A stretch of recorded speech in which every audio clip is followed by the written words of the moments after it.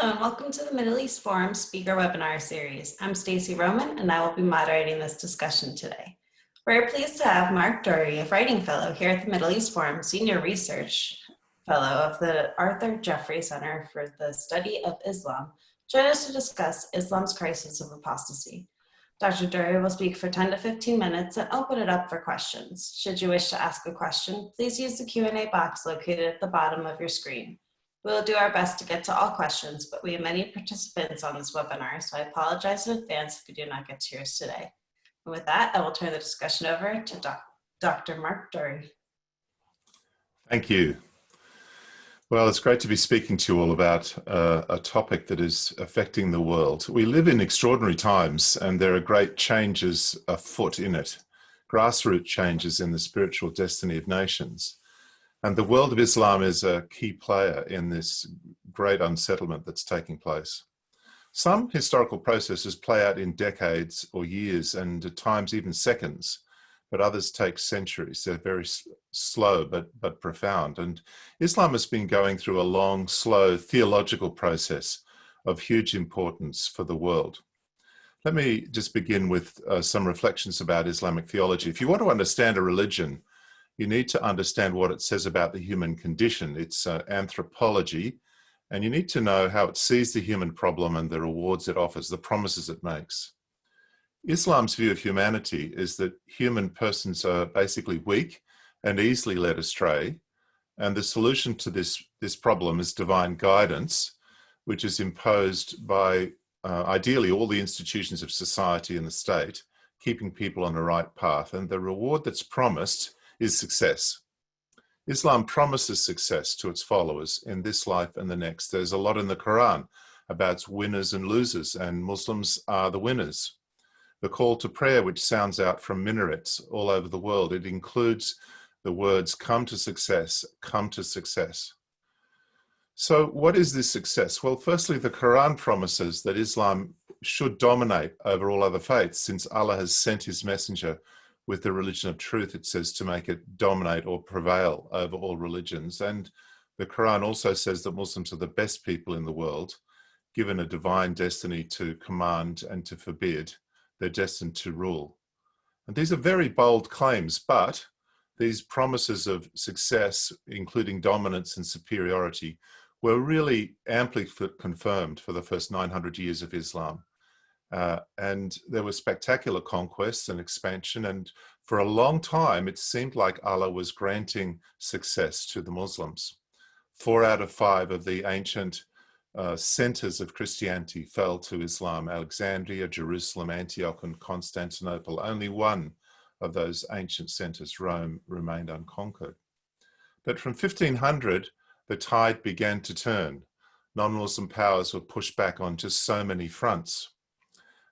You could start it at 1492 when Granada finally fell in Spain, or perhaps 1510 when the Portuguese conquered Goa in India. Christian Ethiopia was liberated in 1543 with the help of the Portuguese. The Ottomans were defeated at the gates of Vienna in 1683 and gradually lost their hold on Eastern Europe. Napoleon conquered Egypt in 1798. America won the Barbary State Wars at the beginning of the 19th century. And on the list goes: Russian victories, Spanish victories, Portuguese victories, Dutch victories, French victories, British victories, the liberation of Ottomans, Eastern Europe, the defeat of Muslim rule in India, the dismantling of the Ottoman Empire, and even the establishment of the State of Israel. At this time also, Islam's dominance within Islamic states was weakening. For example, in the mid-19th century, the Ottomans were forced to grant, at least in theory, equal rights to non-Muslims throughout their empire. And the full enormity of what was happening to the Muslim world took a long time, I think, to be fully grasped by Muslim leaders, but they did get it. And this caused a huge theological crisis, a crisis of faith, a crisis of the credibility of Islam, in fact. Muslim teachers always pointed to the successes, the military victories of Islam, as proof that it was a true religion. And now the litany of defeats could be argued to be invalidating that claim. And this had the potential to sow doubt in the Muslim mind that Islam might not be the religion of success. And after all, The theological question was what went wrong? And the answer that drove all the Islamic revivalist movements, from the Wahhabist movement through to Al-Qaeda or ISIS, Tablighi Jama'at, they all had the same basic idea that Muslims would be successful once again, achieving dominance and glory, if Muslims would only be truly devoted to Allah and implement his laws faithfully. And that's why Muslim women have been covering up all over the world, because of the effect of this insight. So there have been so many movements for the last 2 centuries seeking to restore Islam to its former glory. The hope is summed up in the Muslim Brotherhood's slogan, Islam is the solution. And the promise in that is that if only Islam rules, every kind of human problem would be solved. But again and again, when Islamic revivalism has managed to win power, the results have not been impressive. Look at the Taliban, the Iranian Revolution, the Muslim Brotherhood's abortive period governing Egypt, Turkey under Erdogan, the Sudan's jihads against its own people, the Islamic revival in Algeria, which failed in a bloodbath, and the course of ISIS. There's a long list of failures. And overall, if you look back at the last 2 centuries of Islamic revivalism, the utopias don't turn out to be utopias at all, but dystopias. The promise of success is not being realized now because of Islam's failure, not just because of outsiders. At the same time, Islamic nations are not doing well. They're not bringing prosperity, development, and peace to their people.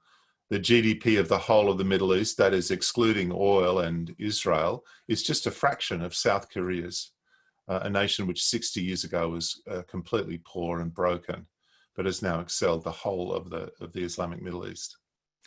And the harder revivalist movements struggled to promote the success of Islam, the more evidence they seem to provide of Islam's inability to solve the human problem. And as a result, the anxiety runs deep. The theological crisis goes very deep. And a growing number of Muslims are leaving Islam, becoming atheists, becoming agnostics. They're converting to other faiths, especially Christianity.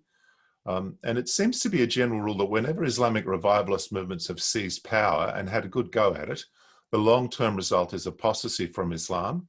And the longer and harder the Islamic rule goes, the deeper the apostasy runs. It's one thing to believe in a utopia, and quite another thing to experience the harsh, cold reality of an Islamic dystopia. So this is an extraordinary shift after 1400 years.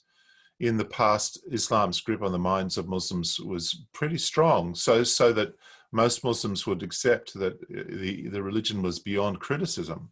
Islam was seen as pristine, perfect, and pure, and there's a lot of political traction in this belief in Islam. And there are still many Muslims who think like that, but a lot are doubting.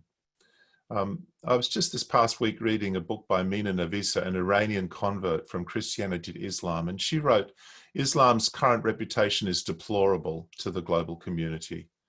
And speaking to Muslims at the end of her book, she said, if you had not been born into a Muslim family, would the overall quality of life demonstrated by the world's Muslim populations attract you to Islam?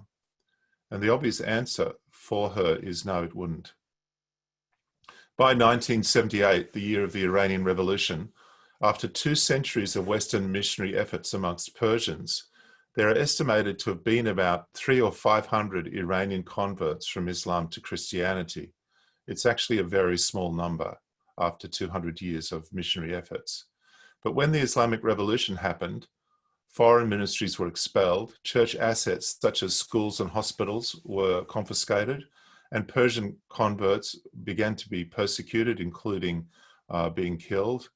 However, despite all that, these fellowships of converts, these small groups, they went underground and their numbers began to increase very rapidly. And today it's estimated there are hundreds of thousands of converts to Christianity inside Iran, meeting secretly. And this is despite the fact that the penalty for leaving Islam, according to Sharia law, is death. I've been leading an Iranian congregation in Melbourne for the last 7 years, and most of the Iranians have a similar story. While they were still in Iran, they rejected Islam in their hearts. They resented its reliance on force to compel their belief. They wanted to be free to choose their own path, and in time they chose Christianity. So their consistent testimony is that they rejected Islam first. And they say that today only really a fairly small minority of Iranians have any love left for Islam. Most dislike the religion. The Iranian numbers are the most dramatic, but there are similar trends that can be seen elsewhere. Large numbers of Muslim refugees from ISIS spread across parts of Europe and also Lebanon and Jordan in refugee camps. They're leaving Islam. And they reason that if ISIS has claimed that they're acting in the name of Islam, then they don't really want to follow that faith anymore. And there have been some books recently discussing mass conversions from Islam to Christianity. One is A Wind in the House of Islam by David Garrison. Another by Jerry Trousdale is Miraculous Movements, How Hundreds of Thousands of Muslims Are Falling in Love with Jesus. And then there's Too Many to Jail, The Story of Iran's New Christians by Mark Bradley. Some of Europe's churches, formerly empty, this is happening in Germany, are overflowing with converts from amongst Muslim refugees from the Middle East. Now, not all who want to leave Islam as a result of this crisis of faith become Christians.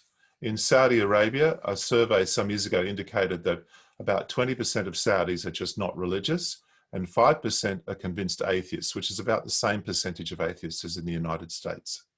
And that's despite the fact that in 2014, a Saudi law declared that all atheists are by definition terrorists. I read that as a statistic that 3 million copies of Richard Dawkins' God Delusion have been downloaded in the Saudi Arabian kingdom.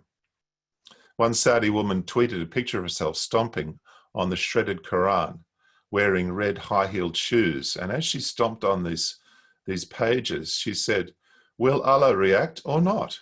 Will he cause an earthquake under my feet, even though I live next to his house," that is presumably in Mecca, or perhaps next to a mosque. The religion of Islam has long been regarded by Muslims as the most prestigious brand around, and it still is by many Muslims. There are hundreds of very large people groups that are Islamic, and they're not all on the same trajectory. But the overall trajectory of Islam has the features I've been describing. Instead of seeing Islam as a symbol of stability in society and in politics, this brand is losing credibility. And there's a spiritual vacuum being created as a result, which demands to be filled. It seems there's a general rule today that the more intensely a nation has been reshaped by Islamic revivalism or radical jihad, the more likely it is that there'll be significant numbers of Muslims eventually who'll want to leave Islam. And it's not surprising. You know, it's one thing to have your claims, your theological claims trashed by outsiders, by enemies conquering you, but it's another thing to promise utopia and to fail to deliver it so spectacularly. And that this is the huge crisis in the heart of Islam that's causing the crisis of apostasy, of disbelief, based on the evidence of Islam's own failures in the modern era. I'm going to stop there now and throw it open for questions. Wonderful. Thank you so much. So we have quite a few questions come in. Do you think that the problem is in Islam itself or more in the governance and religious leaders?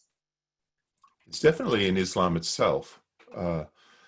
One of the problems, I think, for people in the West is we have been taught that religion's basically irrelevant. That's the Marxist view, that it's a tool really, but not a fundamental cause. I have a different view. I believe faith is very profound in the way it shapes people, and Islam creates certain values in society, and the evidence is they're not successful. I mean, the Bosnians are poorer than the Croatians, for example. Indian Muslims are poorer than Indian Hindus. Wherever you've got Islamic states, they generally are not very successful, and I think Islam bears a lot of responsibility for that. Thank you. Could you comment a little bit on what the difference between numbers of Muslims converting to Christianity versus Christians, Buddhists, or other faiths converting to Islam? Yeah, that's an interesting question. Islam is growing. There's tens of thousands of converts, for example, in Germany. We often hear a mantra that Islam is the fastest growing religion. I don't think that's actually true. it depends what time frame you take as well. Islam has certainly been growing demographically, but that has slowed recently. So the birth rates have dropped off enormously in countries like Iran. And if you look at the history of Africa in the last century, you might have thought 100 years ago that it would have become Islamic, but it's basically become Christian. So the long-term trend of Christianity is pretty big outside the West. It's been growing and growing. I think there are significant converts happening, and Islam is growing in some places. I'm not really across the exact figures at the moment, but I don't think it's right to say that it's the fastest growing religion. Understood. Could you speak a little on the British, aka the Pakistani or Bangladeshi second generations returning to Islam? Their parents left. What could possibly explain this? Yes, I think that's fairly easy to understand. That people left Bangladesh or Pakistan or other Muslim countries, and there have been millions and millions that have done that because their societies have not been successful. This is the real issue. And they haven't had the opportunities that they've wanted. So they've gone to countries where they believed that would happen. So they had some conviction that they needed to leave an Islamic society. Now, when they went to their new countries, they usually the first generation embraced that experience. They were glad that they got there. They became wealthier. Their situation improved. But then their children had not experienced what it's like to live under in an Islamic society. And at the same time, they were still connected to their faith, which promised them all these things. And they didn't have the evidence of the failure of Islam anymore. They just had the experience of being a minority in the West. And it's a kind of luxury to believe in utopia if you're living in America or in Britain. But it's very hard to believe in it if you're in Iran. And so that's the problem, really, that you can believe whatever you like if you live in the West, but if you're living under the boot of revolutionary Islamic regime in Iran, you have a much more realistic view of the effect of Islam on a nation. Thank you. Where do you see Islam going in the United States? Does the election in support of the recent Muslim congresswomen mean tacit support or ignorance of Islam on the part of the American electorate? Well, I think Islam has been advancing in the US for a long time. There's no doubt that Obama opened up lots of doors, but also groups like the Muslim Brotherhood were very strategic in influencing. And I was listening, Joe Biden's speech recently made a lot of promises to the Muslim community, and I think that I see the Islam will continue to advance politically. One of the problems of people in the West is that we're kind of hamstrung intellectually because we don't understand faith. We don't really understand its contribution. Where also Muslims have been, in our kind of woke culture, Muslims have been classified as an oppressed minority. So that gives them a door as well, an open door, and that creates lots of problems in the West. It's ironic that a religion that proclaims supremacy and dominance over others should be treated as a disadvantaged group that needs to be empowered. But so yeah, I think there are dangers and difficulties ahead. And one of the great difficulties is just having a public conversation about the sorts of things I'm speaking about. It's increasingly happened that people get shut down because of their things they say about differences between religions, and that's really troubling. So I think the real battle in the US is still going to be for freedom of speech, freedom of discussion and debate about these matters. Are the people who convert to Christianity or become agnostic or atheist, are they safe in the country, in their new home countries, or fearful of reprisals from their leaders? Well, they're not safe in their homelands, mostly. Iran's not a safe place to be for a Christian. In the West, it varies. I mean, some years ago, I met a Pakistani guy from the UK who'd become a Christian, and he actually fled the UK. He felt it was unsafe for him to live in Britain because of his family, basically. So he emigrated to Australia to seek asylum from Britain. And I think there are dangers to converts in the West or in their new home countries, but it depends a lot on the community. For example, the Iranians in Melbourne that I've had a lot to deal with in Australia, they don't fear other Iranians in Australia. But it depends on your community. Certain communities it would be very dangerous to convert from. Others, there's a higher tolerance of dissent already in the Iranian community, for example. That'll lead us into the next question. Do you think that liberal reformist movements in Islam can offer a remedy to this tension between Islamists and those who flee Islam because of them? That's a really important question.